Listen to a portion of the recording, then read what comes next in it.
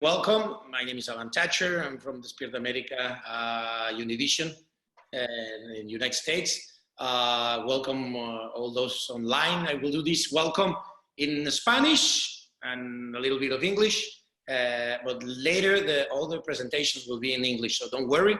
I will explain to you like the details and also Mónica later. Bienvenidos everybody. Welcome to que nos acompañan en este webinar. La verdad que estamos muy felices, muy contentos. Esperamos que ustedes, sus familias, sus amigos, everybody, your friends, your family, esperemos que se encuentren bien durante estos tiempos tan difíciles, que estén en casa, que estén tranquilos. Y hoy vamos a hablar sobre esto, que es el odio, aunque ustedes no lo crean, en los tiempos del coronavirus, con tres organizaciones nacionales maravillosas.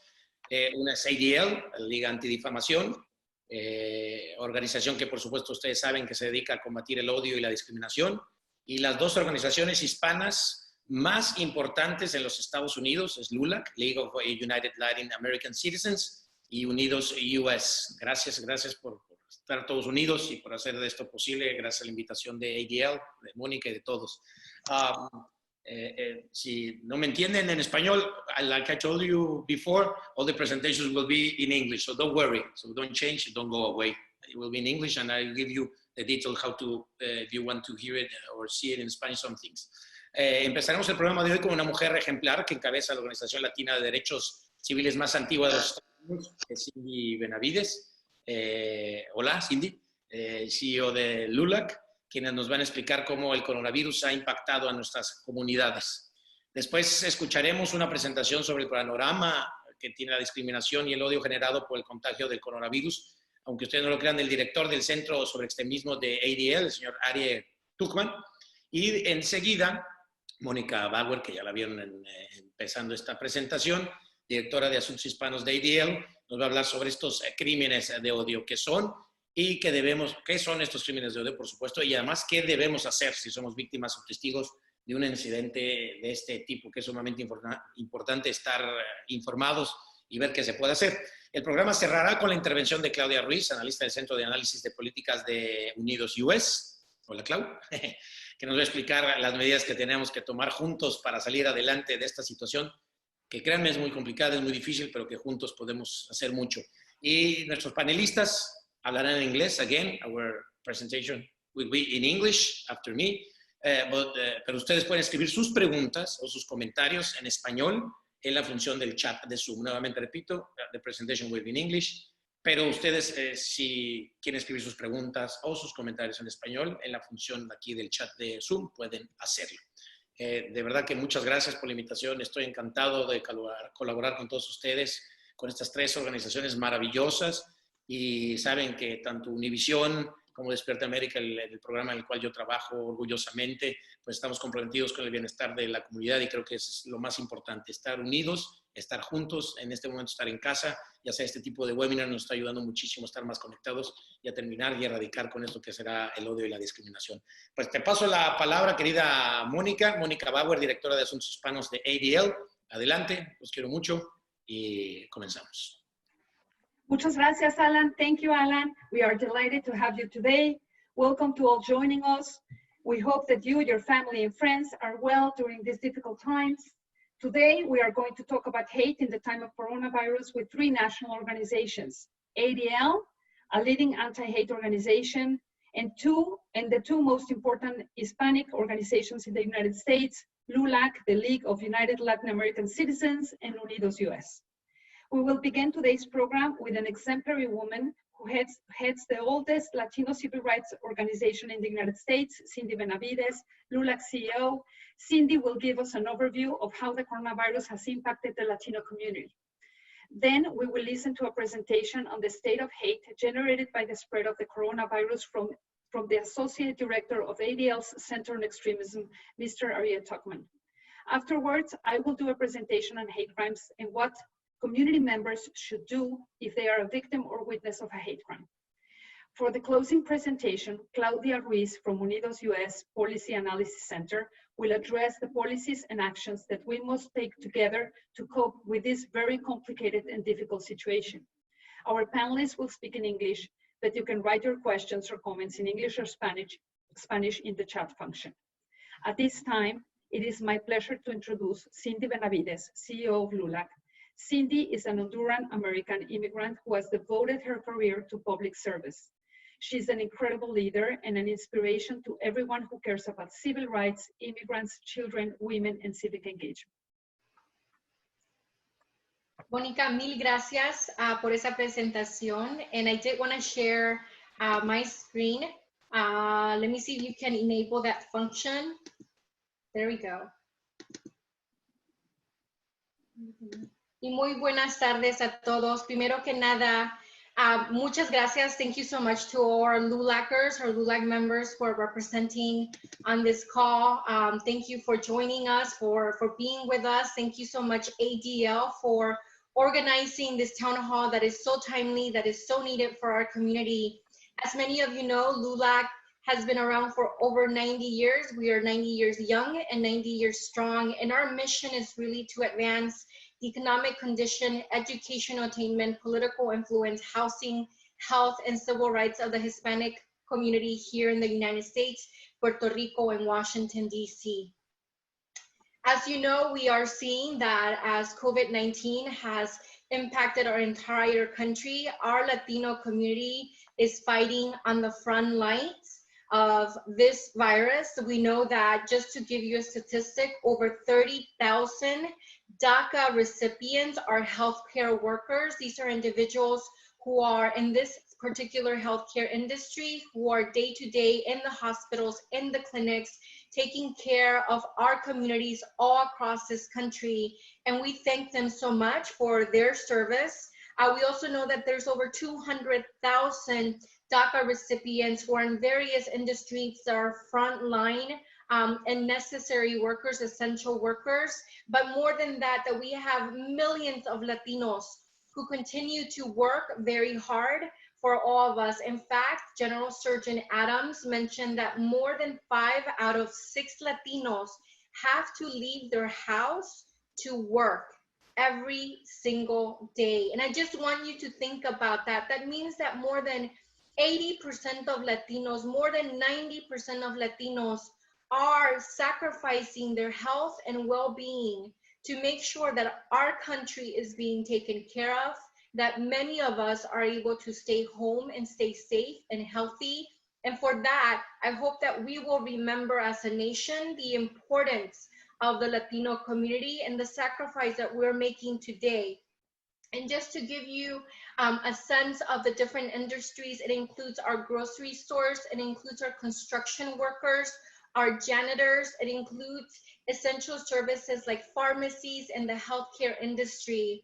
We also know that when we are looking at what's happening in different industries, LULAC has been at the forefront of protecting and defending our workers.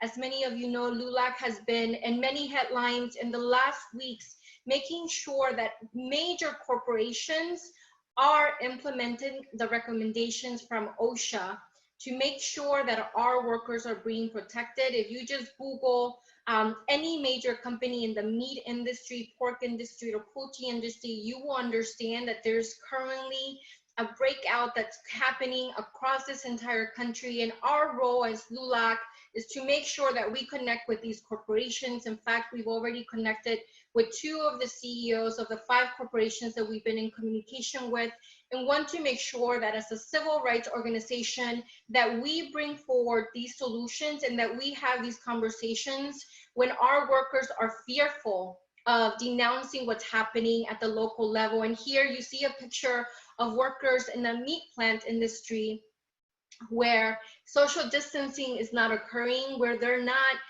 putting on the safety gear in a correct manner. And so we want to make sure, again, that as a civil rights organization, we continue to be that voice of our community, of protecting and defending while this is happening.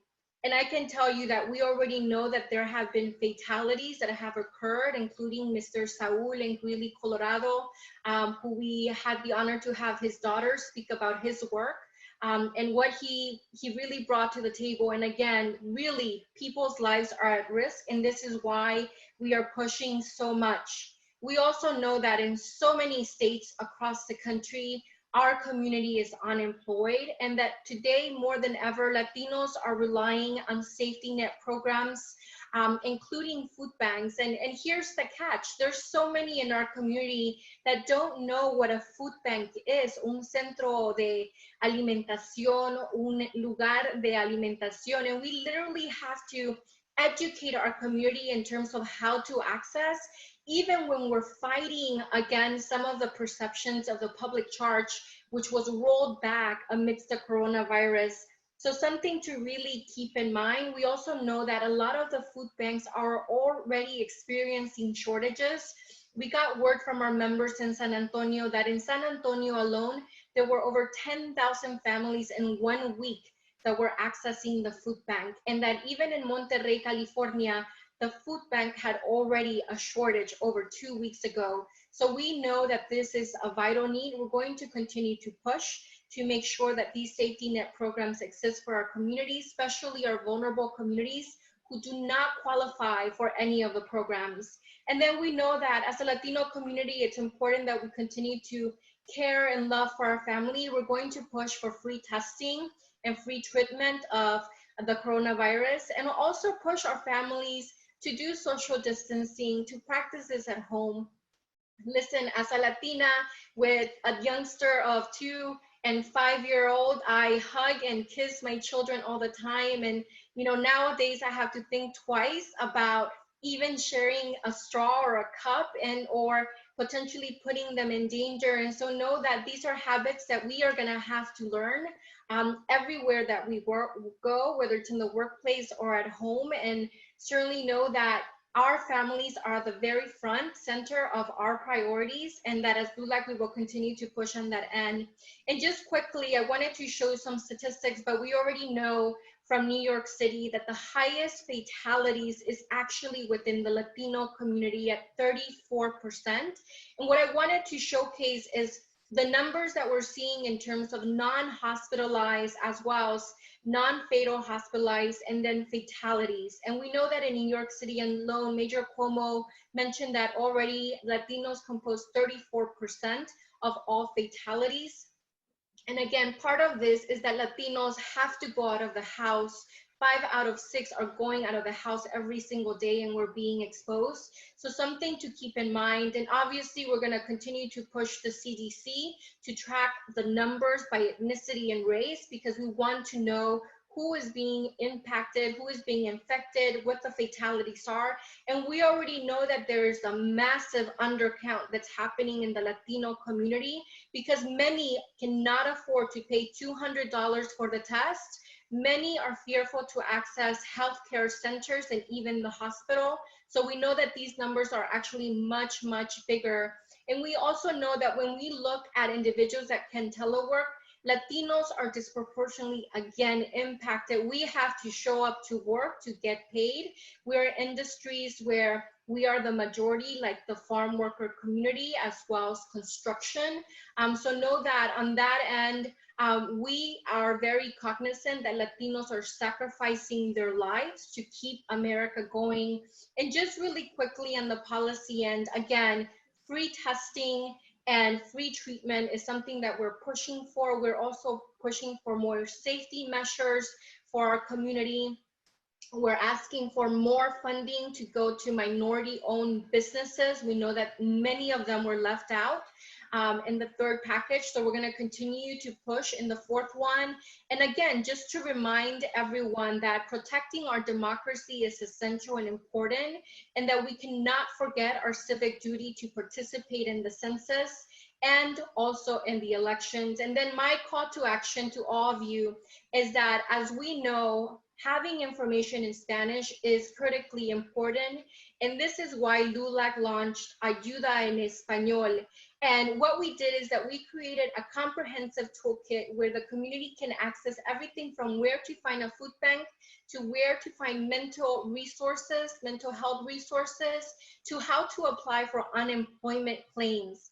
And so I want you, if you're on social media, to please create a sign tag ayuda en español para mis hijos, para mi familia, para mis abuelos, para mi comunidad.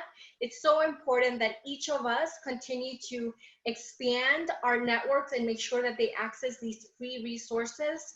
And again, thank you so much to ADL, to Unidos, and to Alan for all that you do. Monica, I'm going to turn it back to you. Thank you, Cindy. Thank you for that amazing and important analysis of the situation. Now we're going to hear from Arieh Tuchman. He's the Associate Director of ADL's Center on Extremism, and he will give us an overview of the state of hate around coronavirus and how the epidemic is being used to scapegoat Asians, immigrants, and Jewish people. Thank you. Thanks, Monica. I just want to start by thanking everybody for being here and to talk about this difficult issue that I'm going to be raising. I apologize in advance for some of the offensive images and messages that you're going to be seeing during this presentation. So during this scary and unpredictable time, one of the things which has given me comfort is seeing how our friends and neighbors have pulled together to support each other in so many ways. And so the crisis that we're dealing with, in a certain sense, it brings out the best in people. But we've also seen at ADL in the Center on Extremism, which monitors hateful groups and individuals and incidents across the country, we've seen that it also brings out the worst in people. And we've documented an outpouring of hateful rhetoric and real world actions in connection with the virus.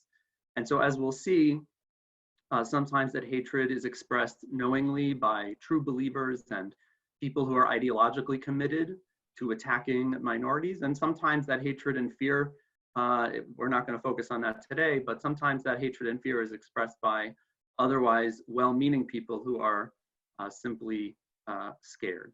And of course, today we also have to deal with other issues, including the politicization of the virus and the work of people who think it is humorous to spread hateful messages and memes, which again can have a real impact in the world and reinforce bigoted attitudes among readers and viewers. So let's walk through some of the examples of prejudice, including anti-Asian prejudice, of course, including xenophobia, Islamophobia, anti-Semitism, and xenophobia generally. So of course, a lot of the xenophobia, the fear of Asians, which began early on in the during the outbreak of the virus, included references to the virus with names associated with Chinese people, calling it the Kung flu, Winnie the flu, the Wuhan virus, and these nicknames serve to link the virus with China, but also with Chinese people, which tends to scapegoat them and stigmatize them. There have been memes all over social media mocking Chinese people, exaggerating their habits in a way that also blames them for the outbreak.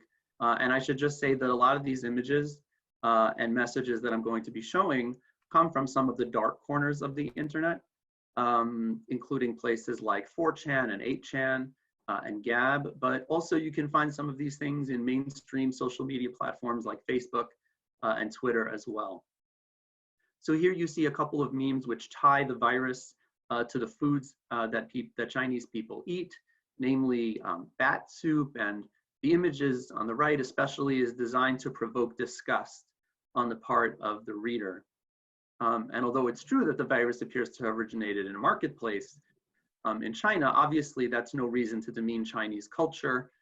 You know, we ourselves in the United States have our own, you know, issues with food production, you know, in terms of, you know, factory farming and, you know, the outbreaks of E. coli and things like that, which we have all the time in our food production. So we're certainly not ones to demean other cultures for any of the culinary practices that they may have.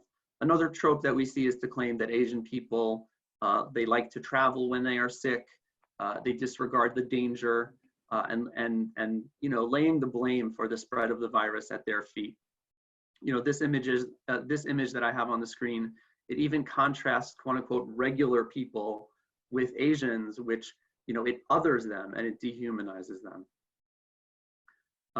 You know, some have gone further than simply the idea, they've gone further than simply demeaning Asians, but they have actually encouraged avoiding them, or perhaps even more direct action. On the left, you have a meme in which there is even a suggestion, even if it's in a joking manner, that it is reasonable to employ violence against Asian people.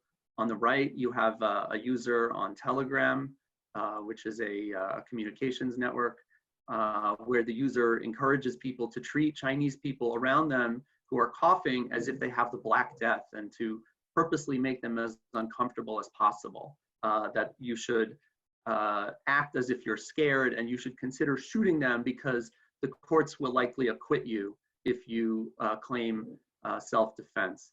And notice the last line. Escalation is acceleration. This is a white supremacist code word. It speaks to the desire of white supremacists to exploit the moment and to exacerbate racial tensions and accelerate open conflict between ethnic groups. Now I want to move on to anti-Semitism. And before you right now is, to me, one of the most striking visual expressions of anti-Semitism pertaining to the coronavirus. This image is it includes obscene caricatures of Jews grafted onto a rendition of the virus itself as it marches across the terrain. It implies that Jews are spreading the virus, which to the historians among us will not be unfamiliar, as it invokes the anti-Semitic conspiracy theory dating back at least as early as the 14th century, that Jews were responsible for poisoning the water in wells throughout Europe, in places that were ravaged by the bubonic plague in order to spread the disease. And in response, historically, we know that thousands of Jews were burnt at the stake. Others were rounded up into their synagogues and their homes, which were then set on fire. And I think that this image in particular is even more sinister because in a way it suggests that Jews themselves are a virus which afflicts humanity. One of the anti-Semitic tropes that we see expressed today is the idea that Jews are using the coronavirus to infiltrate non-Jewish society and implement a globalist agenda. And this harkens back to theories of a global Jewish cabal to undermine nations, which was expressed most famously in the Protocols of the Elders of Zion in the early 20th century. Here, of course, you see the stereotypical caricature of a Jew with the hook nose and you know, connected with the yellow globe expressing globalization and the undermining of individual countries, together, of course, with the head of this Trojan horse replaced with the virus.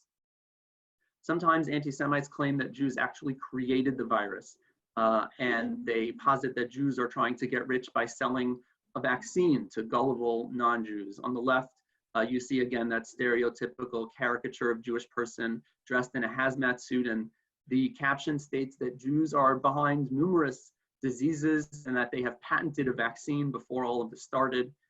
On the right, you have a theory which implicates George Soros and suggests that the locus of the attempt to disseminate the virus was actually in Israel, which was working on a vaccine. And you'll notice at the bottom of that image on the right, the use of the word coincidences spelled with the word Cohen at the beginning, which is a code word that hardcore anti-Semites use when they want to express in a shorthand way that they think there is a Jewish conspiracy. In recent weeks, we've seen the rise of Islamophobia as well in regard to the virus. We have seen people writing essays with titles like Dirty Christians, Clean Muslims during the coronavirus, where they claim that Muslims are encouraging each other to come into contact with each other in order to spread it, and are protesting the idea of closing mosques temporarily because they argue that according to Islam, Muslims believe that nothing associated with Islam, and especially Islamic worship, can get them sick, trying to spread fear that regular Muslims believe these concepts, which are inimical to the social distancing which we are all trying to observe now. And of course, the image you see on the screen in front of you is replacing the stereotypical caricature of a Muslim suicide bomber using explosives with a suicidal effort to spread the coronavirus. Of course, we also have anti-immigrant sentiment and xenophobia. Here we have a tweet which links, if you look through it, the past several major illnesses which have plagued the world. It specifically connects them with foreign countries. And it implies that diseases are foreign in nature to the United States, and therefore the US should screen who gets into the country. Here you have a tweet which I literally pulled just an hour ago from Twitter, where you have a person who is talking about wetbacks who are going to swarm into the country and bring in the coronavirus.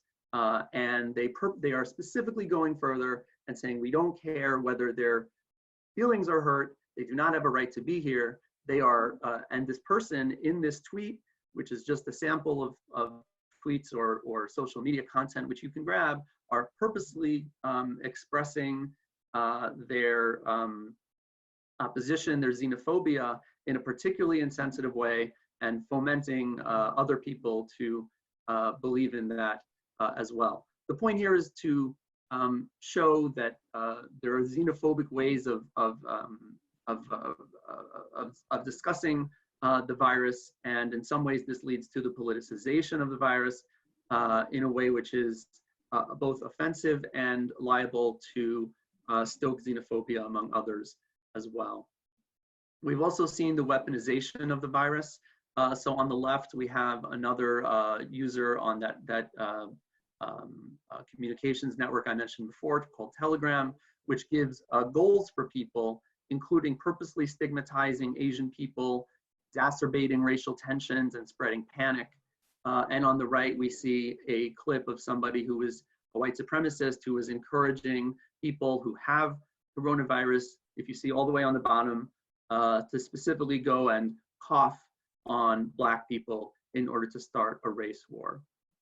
Now, these expressions of bigotry that we've been looking at exist within the context of non-racist conspiratorial thinking about the virus. And at the core of many of these beliefs is the idea that the virus was manufactured and possibly even patented. It was patented in the 80s. Others say it was patented in 2015, 2018. Although there is a patent for a version of the virus, it's not the same version that is COVID-19, which we're seeing now.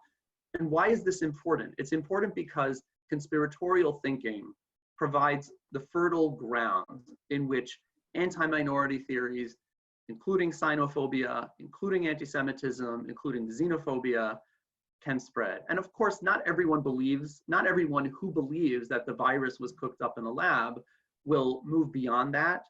But if you believe that the virus was manufactured, you are one step closer to looking for a culprit. Who manufactured it? Who is the scapegoat for it? And the culprit may be the US military-industrial complex, but it could also turn out to be Jewish billionaire George Soros, or the Mossad, or the global Jewish conspiracy, or any other minority group which can be spun into a conspiracy theory, which will increase hatred and division. Of course, there are real-world impacts to all of this. We've documented many, many cases, and I know that we in the ADL are not the only ones who are documenting this, LULAC as well. We see graffiti here that was painted on Asian American businesses that were owned in New Mexico in March. The idea was that the graffiti was intended to push people to stay away from Asian American restaurants. And we've identified over 40, way more than, I wrote this a little while ago, way more than 40 anti-Asian attacks and instances of harassment since this virus began. We also have examples of other types of real world activity pertaining to white supremacism. In the images that you see here, a white supremacist group in New Jersey posted coronavirus related propaganda on street signs and utility poles in New York and New Jersey. On the left, you see stop the coronavirus, deport all illegal aliens, close the border.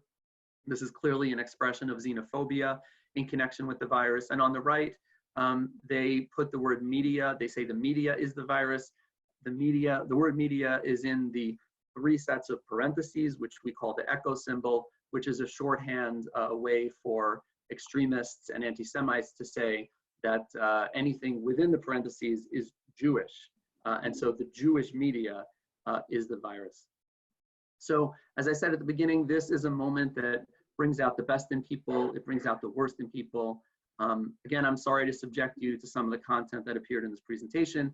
And thank you for joining me to explore this. And I just hope that all of us can remain positive for ourselves and our families. And let's work together, lift each other up, and defend those who may be the targets of bigotry and hatred as this issue continues. So thanks very much, and I'm going to turn it back over to Monica.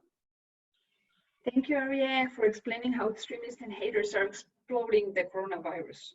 Now, I would like to talk about a very important topic that we at ADL have been working for decades, and that is hate crimes. So let me just pull my presentation and share it with you. Okay, here it is. Give me a second. Okay. There we go. Okay. So the broken windows and graffiti that you see on your screen are different than other vandalism. That is because the hateful message painted on the walls of this hair salon is not only intended for the owner and the customers of this establishment. The message is for all the Hispanic community. This is an example of a hate crime. Hate crimes are message crimes. They are intended not just to hurt the victim, but to send a message to the victim's community. In a hate crime, the victim is selected because of his or her identity, because of who they are. These crimes can lead to widespread community tension, and that is why we have hate crime laws. Hate crime laws recognize that criminal activity motivated by bias is different from other criminal conduct. These are the victims from El Paso shooting last August. Their families, friends, and community were shattered, but the hate-filled message sent by the shooter through his actions and posted manifesto was a message for all the Latino, Hispanic, and Mexican-American communities. The same is true for the victims of the Tree of Life Synagogue, the Chabad of Poway, and the Jewish community. And the same is true for the victims of the Emmanuel AME Church in Charleston and the African-American community. The same is true for all the victims of hate crimes and their communities. When we present on hate crimes and on hate crime laws, we must always remember that these people are real people. These are real families and real communities affected by crime, by hate, specifically by hate crimes. So I'm going to give you the general definition of a hate crime, but this definition depends by state. If you want to learn more about your state hate crime law, please visit the hate crime map on the ADL website, adl.org. A hate crime is a criminal act against a person or property in which the victim or target was intentionally selected because of their actual or perceived race, religion, national origin, gender, gender identity, sexual orientation, or disability. So that's the general explanation, that's the general definition, but then not all these categories are protected by each hate crime law. So that's why I'm referring you to the hate crime map. Now on this slide, you can see that hate crimes have been on the rise for years. According to the FBI's annual hate crime statistics report, anti-Hispanic hate crimes rose a shocking 24% from 2016 to 2017, and Latino victims made up 10.9% of racial bias crimes reported to the FBI in 2018. We don't have statistics for 2019 yet. This percentage is widely regarded as inadequate because of vast underreporting of such incidents. Experts believe these figures are likely to increase over the next several months as the US enters the presidential race election, which will give rise to inflammatory, hateful, and xenophobic rhetoric that emboldens some people to express hatred more openly. As Ariel was mentioning, A direct line can be drawn from the coronavirus to hate against vulnerable communities. Global anxiety about the outbreak of the coronavirus has spawned misinformation and scapegoating. Since the spread of the coronavirus in the US, we have seen a surge of incidents of bias, harassment, and violence against immigrants, Asian Americans, and Orthodox Jewish communities. These incidents include being told, go back to China, being blamed for bringing the virus to the United States, being referred to with racial slurs, spat on, or physically assaulted. Statements by public officials referring to COVID-19 as the Chinese virus, Kung flu, Wu flu, may be exacerbating the scapegoating and targeting of the Asian American Pacific Islander community. As a result, ADL and the National Council of Asian Pacific Americans, along with over 260 other groups, urge lawmakers to address the growing tide of racism directed to the Asian American community. These are the materials of the hate crime awareness campaign, Denuncia el Odio. This campaign is a joint effort by ADL and the 50 Mexican consulates in the United States to create awareness about hate crimes and increase reporting. You can see the campaign. We have not only these materials, but also some videos at adl.org/Latinx, and you can use them widely for your communities to bring awareness and increase reporting. And as we were mentioning, reporting is vital. There are many organizations that are taking these reports. And what happens if you're a victim or a witness of a hate crime? Please, the first thing is report it to law enforcement. You have to write exactly what happened with as many details as possible. It is vital to keep the evidence. That is photographs, videos, screenshots, anything that can help police, law enforcement, or the organization that will help you. If for any reason you don't feel comfortable going to the authorities, you can also report it to the ADL, to the Mexican consulates, and many civil rights organizations such as LULAC and Unidos US. Now, let me introduce you to Claudia Ruiz. Wait, let me stop share. Sorry about that. Okay. Now let me introduce you to Claudia Ruiz from Unidos US. Claudia is an expert on policy analysis on a wide range of civil rights issues affecting the Latino community. Thank you, Monica. I appreciate the introduction, and I wanted to take a moment to thank all of you for joining us and sharing your time with us today, especially about a topic that can be quite difficult and sort of devastating during this uncertain time. So thank you. My name is, as Monica said, my name is Claudia. I'm with the Unidos US Policy Analysis Center, formerly the National Council of La Raza. Unidos US is the nation's largest Latino civil rights and advocacy organization with a unique combination of research, advocacy, programs, and a national network of nearly 300 community-based affiliate organizations across the country. Let me begin the slideshow. Wonderful. Okay. As we heard from Cindy earlier in this webinar, we have only just begun to bear witness to the effects of the exclusion of millions of individuals from relief in the 3 COVID-19 stimulus packages passed by Congress thus far. Latinos are still disproportionately getting sick and dying, and as people lose their jobs, too many are excluded from relief and are unable to make ends meet, pay their rent or mortgage, or even buy food. With a 4th COVID-19 stimulus package on the horizon, the following basic provisions at minimum must be included in any sort of relief legislation.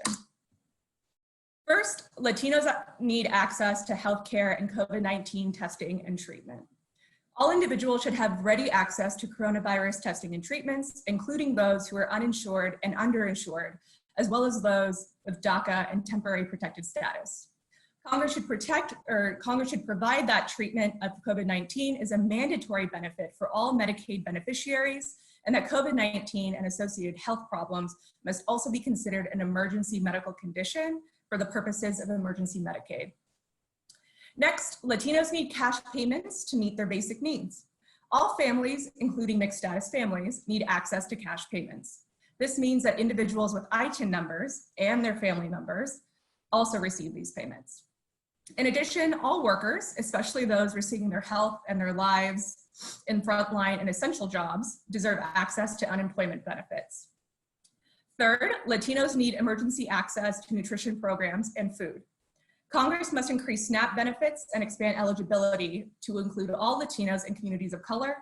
They must also increase the SNAP maximum benefit and the minimum monthly SNAP benefits. And investments in disaster SNAP, also known as DSNAP, also need to be expanded. Finally, in these new, bizarre, and uncertain times, broadband internet access is necessary in order to stay connected. The need for connectivity across the country has never been greater as our households adapt to living, working, and learning from home, further highlighting and exacerbating the consequences of the existing digital divide. Affordable broadband internet access is necessary for healthcare, employment, civic engagement, education, and more, and thus needs to be made available to all households, particularly our most vulnerable. While the 3 COVID-related stimulus packages passed by Congress have provided some forms of relief for Latino communities, they have also demonstrated the vast gaps that still exist. These packages also fail to address the emergent and growing needs of our communities and have thus far failed to provide a clear path forward to address them. However, with that being said, our communities cannot solely rely on Congress to address these needs. Local government and public officials, healthcare providers, teachers and school administrators, and local community organizations lead our communities in coordinating services, sharing information, protecting our health, and teaching our children. Local governments need an immediate and significant resource to do this work with and for all of us. We must provide the people who care for, inform, and educate our communities the resources to do their jobs. From testing equipment required to treat an outbreak, to the healthcare and paid leave benefits needed to recover from illnesses, to the broadband and wireless access needed to work and attend school remotely. Such resources must address community needs for everyone, or no one can be sure to get and stay well. At minimum, COVID-19 related policies cannot further widen the disparity gaps that exist among all communities of color, as there are already too many instances where individuals are having to sacrifice their most basic needs in order to survive. In this moment of crisis, new narratives, new policies, and new social behaviors are established. However, this can cut both ways, as we have just heard from both Aria and Monica. Hate and bigotry are not consistent with realizing the promise of American democracy, where all of us have an equal voice and equal access to opportunity. COVID-19 is a public health crisis that has fundamentally disrupted our way of life and is saddling even our most vulnerable individuals and communities with significant new burdens and challenges. Our collective focus must be on overcoming this challenge and caring for one another. In this way, we must resist and oppose laying blame that results in the targeting of certain groups of people. We don't need more fear-mongering and xenophobic scapegoating, which only serve as tactics to distract us from the challenges that lie ahead. Stigmatizing the problem, this virus, will not result in sustainable solutions. We need to ensure that everyone has access to testing, adequate healthcare, and economic relief and security that they need. Put simply, there is no alternative to standing by as hate grows. We can join our communities and take action to protect those around us. Finally, the global public health and economic crisis caused by COVID-19 has shown us how interdependent and interconnected we all are, and how our collective well-being is reliant on all of us being safe, healthy, and able to thrive. It has also highlighted fractures in our society, especially the limited accessibility of health and safety nets, the dysfunctional immigration system that has marginalized millions of immigrants and fanned the fires of hate, and our economic and labor models that favor the few, all of which directly impact our nation's safety, health, and collective well-being. So today we have heard about the unique ways in which Latinos and immigrants have been disproportionately affected by COVID-19, as well as the essential roles our communities play in confronting this pandemic, ranging from serving as first responders in the healthcare sector, to harvesting and preparing our food, to teaching or guiding our youth from the digital classroom. So as we envision what our society and structures look like post-COVID-19, we must empower and enable all citizens, especially those most vulnerable and marginalized, to be protagonists in our nation's recovery and help us emerge from this crisis as a stronger and more resilient society that is more inclusive and equitable. The choices we make now to weather the outbreak of this virus can also set better course for the future of our communities. So now is the time to unite across our differences and make policy choices that help everyday people in the pursuit of a safe and thriving nation. Thank you all again, and I will pass the screen back to Monica. Thank you, Claudia. Thank you so much for that presentation. And I want to thank Alan, Cindy, Ariel, and Claudia. And now with the help of Max Sevilla, our ADL's Vice President for Government Relations, Advocacy, and Community Engagement, we'll do our best to respond to the questions that we have received in the chat. Thank you, Max, for your help with this. And now Max will moderate the questions for the panelists. Thank you. Thank you, Monica. Thank you, Cindy, Claudia, and everyone for their presentations. It's been incredibly informative. There are some questions that are coming in. Please keep sending questions for the panelists in English or in Spanish. Either way, they'll do their best to answer. I'll share some questions that have been asked so far. There are questions with regards to disparity in terms of what are the three organizations presenting today. What are you seeing in terms of disparate impact of COVID-19? How are you collecting the data? How are you accounting these disparities? And what are your organizations doing with regards to closing these divides and really tackling what has become a health and economic crisis for many in our communities?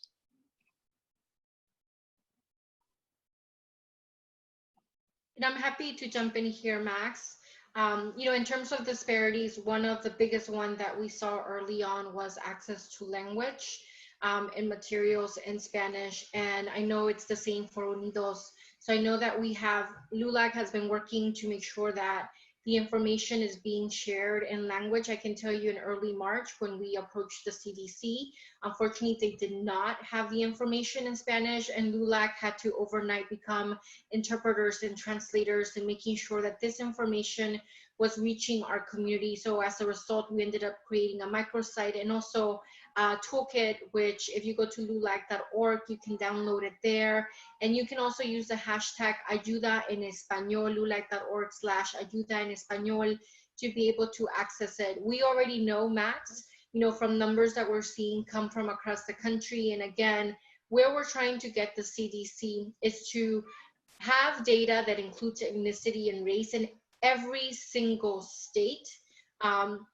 And for us, that is so important to really understand how many Latinos are impacted in terms of not only infected, non-hospitalized, but also our fatalities and who is disproportionately dying. We already know from Governor Cuomo in New York City that 34% of the fatalities in the city alone are from Latinos. And we're already hearing that even in states like Rhode Island and some of the Midwestern states, like Iowa and even Nebraska, some of the numbers that are coming out are from the Latino community, directly tied to some of the meat processing plants that may be in that local community. And I know that many elected officials are stepping up to the plate to be able to address this head on.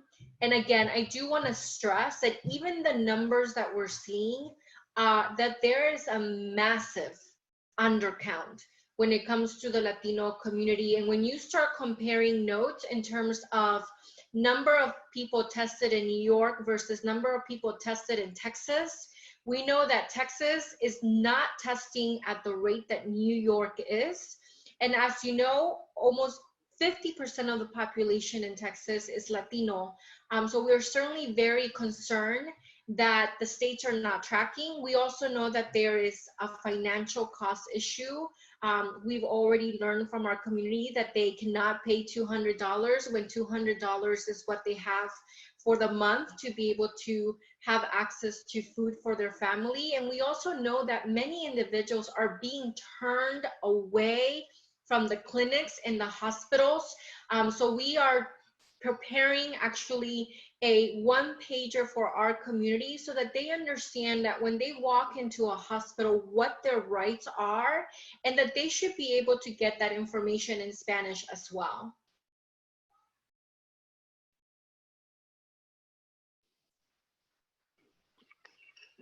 Claudia? Yeah, sorry. I wanted to emphasize the fact that Cindy's exactly right, that our communities are really sort of having to make very difficult choices when it comes to what exactly they can afford on a month-to-month basis. And the fact that you may have to choose between preserving your health or providing dinner for your family is really something that is, kind of incredibly unacceptable and something that needs to be rectified right away. Unidos US has similarly been working hard to sort of translate any and all resources that are available from various government agencies, whether local or federal, which, like I said, you can visit that at unidosus.org. Those resources are both in Spanish and in English. I also would want to emphasize something else that Cindy sort of touched on, and that is the fact that, this is just the beginning of seeing the different ways in which disparities really kind of play out. When it starts, what it really just starts with is basic needs, like we just sort of enumerated: healthcare, unemployment benefits, food, but we are rapidly seeing it expand much farther. So now the issues of connectivity and broadband access are now coming to the forefront as a means by which to stay connected in even the most basic sort of everyday life activities. And I would say another issue Let Cindy also really capitalize, and that really needs to be emphasized, is the fact that the data that we do have is saying it's a severe undercount is almost not even as true as it is. A lot of the data that we do have and that actually is being released is not only not fully up to date, but it also has various gaps, massive gaps, not only by the state to state level, but even by the municipality and county level. Thank you for that, Claudia. Another question that we are receiving, which I find particularly interesting given my own role at ADL, has to do with advocacy and what sort of leadership can folks take ownership over in trying to improve the situation that they themselves are facing and that of their neighbors, families, and community. Cindy, Claudia, you both talked a little bit about the sort of federal legislative priorities that LULAC and Unidos are working on. For ADL, we are very focused on hate crimes. We are very focused on what we call just and inclusive society issues having to do with immigration reform, having to do with discrimination, focusing on voting rights, and sort of, what's key to the fabric of society.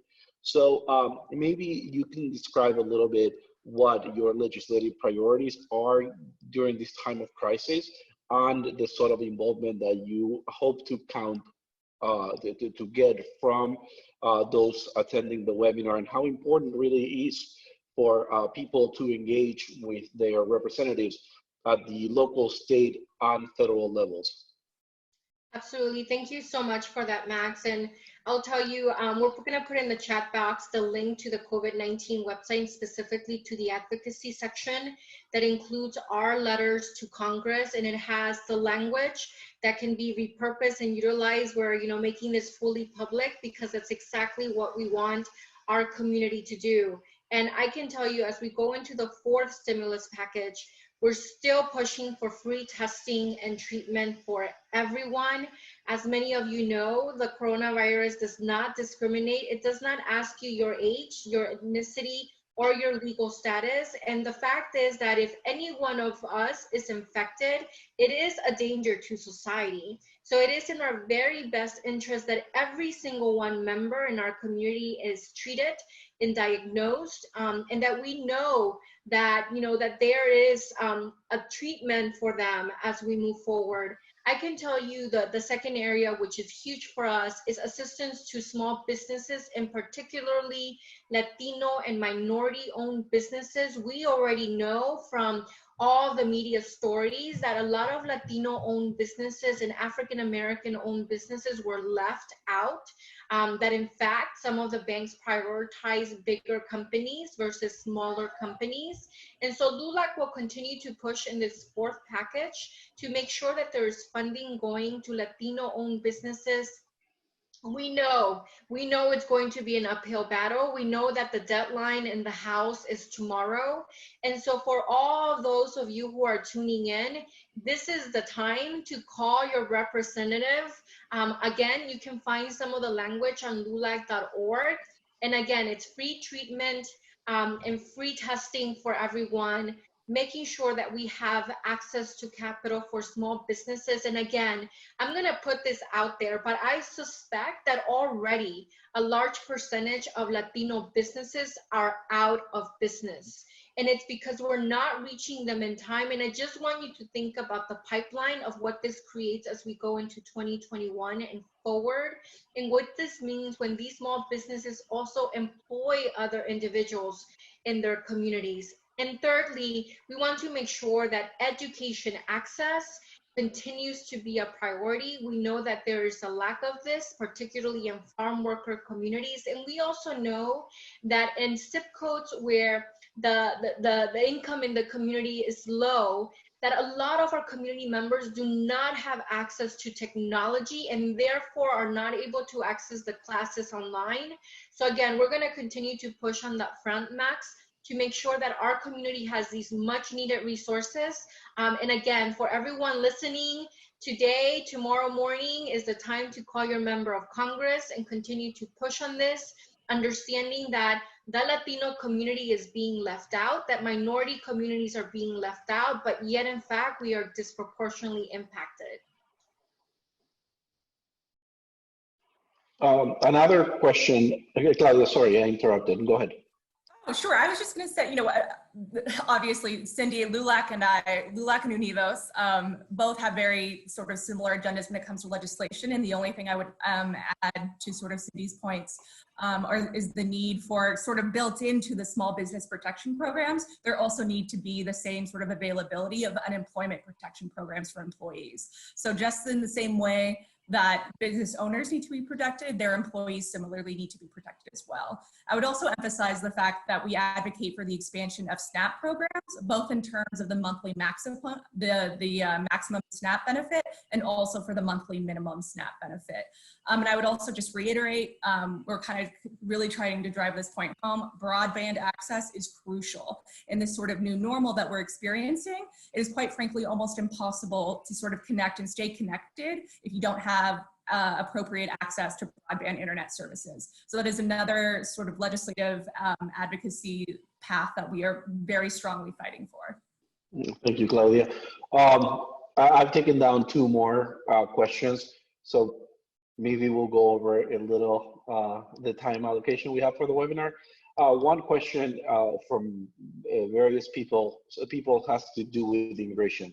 There are questions with regards to immigration policies being adopted under the guise or under this time of a health and economic crisis. There are questions and some misunderstandings with regards to the impact towards the undocumented community, towards legal residents, and those seeking to become US citizens.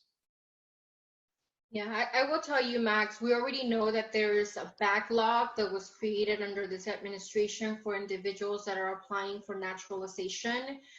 It's unfortunate. We know that it's very political and that it's done with very much intention. We also know that the announcement that was done via tweet by President Trump is again a political stunt.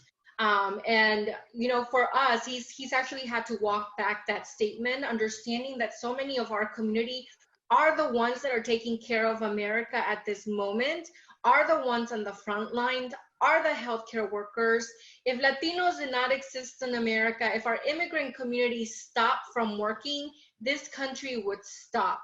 And I can tell you that when we look at our farm worker communities, who is a majority Latino immigrant community, I can tell you that from the meat processing plant aspect as well. So certainly this country at some point will have to come to terms with the contributions of our immigrant community. And all I can tell you, Max, is that long-term, we're gonna continue to push for our immigrant community. When it comes to our immigrant community and detention centers, just yesterday, we sent a letter to the governor of Illinois due to the outbreak that we're seeing in juvenile centers where they have juvenile immigrants being held. In one case, there were over 19 cases that were reported. I know that our state director from Illinois, Maggie Rivera, sent a letter to the governor there. And we have been pushing on this issue nationally, understanding that detention centers have very close quarters, and they certainly do not have the healthcare expertise to be able to treat our community. So we are asking the federal government, we're asking the government to please release non-violent individuals, please release individuals from detention centers, especially those who have pre-existing conditions and are most likely to die while being held in these detention centers. Thank you, Cindy. I'm proud to share that ADL has stood in close partnership with LULAC and Unidos and others on many of these immigration policies, pushing for the federal government to do the right thing by individuals in immigration, in different immigration status. And one that we are incredibly concerned about is DACA individuals. It's in front of the Supreme Court. The decision may be imminent, and ADL with Unidos and with LULAC and others have asked the administration as well as Congress to defer any sort of decision on the ultimate status of DACA individuals until such time when it's more appropriate to make a definite decision. Maybe I can ask Ari a question based on his presentation. What is your understanding? What are your fears? What are the dangers? Nice to finish on this high note, but you know, we're both going through a health crisis, but we're also in an economic crisis. What are your observations when the country is in an economic crisis? What are the parallels vis-a-vis discrimination? And what can we be doing together in partnership, these three organizations and everyone that is attending the webinar, in order to confront some of the unfortunate expectations that we may be seeing in days, weeks, and months to come? Thanks, Max. I think that one of the bellwethers of hatred and discrimination in society comes when you're able to actually count the number of incidents of bias which are inflicted upon minority communities. And we know from experience, when we look at our figures, ADL has been keeping track of anti-Semitic incidents certainly since 1979. We've watched how incidents ebb and flow over time, and we know certainly anecdotally, and there are indications when you look at our numbers as well, that in times of financial crisis, of economic pain, there is an increased level of anti-Semitic incidents, certainly. And you know, we're very interested in studying more the nature of bigotry and incidents that are inflicted upon other minorities as well. You know, I think that the first thing that we need in order to fight these things is data. And I think that it's incumbent on all of us to, when we see something, say something to support the people who are being targeted for bigotry and harassment and potentially violence. Say something in support of them, and then report these things to organizations, potentially law enforcement, but also, even if you don't think it's a criminal matter, raise it with organizations who keep track of these things. The more we study, the more we know, the better we'll be able to formulate public policy responses and encourage folks of all across various persuasions, ethnicities, religions, to combat this type of bigotry and hatred in our society. Thank you, Ari. I think we're out of time, so Monica, maybe you can now conclude this webinar. Thank you, Max. Thank you, everybody. I just want to conclude saying thank you to Alan, Cindy, Ariane, and Claudia for your time and excellent information. And many thanks to everyone who joined us today. The recording will be available for everybody who wants to review it or to share it with anybody. And we have a lot of information on these topics in our websites, the 3 websites of these organizations, and social media in English and in Spanish. We will overcome this situation together. Thank you all, and be safe. Thank you.